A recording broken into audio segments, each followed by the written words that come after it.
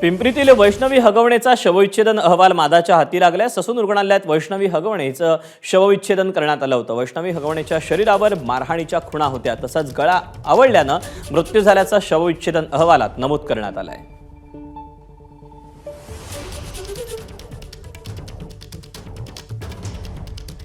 दरम्यान या सगळ्या प्रकरणावर राष्ट्रवादीच्या खासदार सुप्रिया सुळे काय म्हणतात आपण पाहूया। कुठली आई 8 महिन्याचं मूल सोडून स्वतः आत्महत्या करेल? कोणीतरी विचार करावा।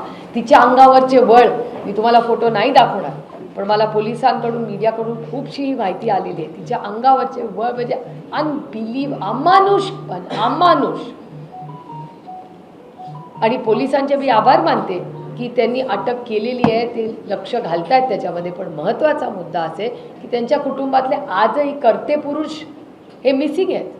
मिसिंग होऊ कसे शकतात? आणि त्या 24 वर्षाच्या मुलीला या पुरोगामी विचाराच्या महाराष्ट्रामध्ये न्याय मिळालाच पाहिजे आणि त्याच्यासाठी जी काही लढाई लढावी लागेल त्या मुलीसाठी, त्या महाराष्ट्राच्या लेकीसाठी मी स्वतः लढणार।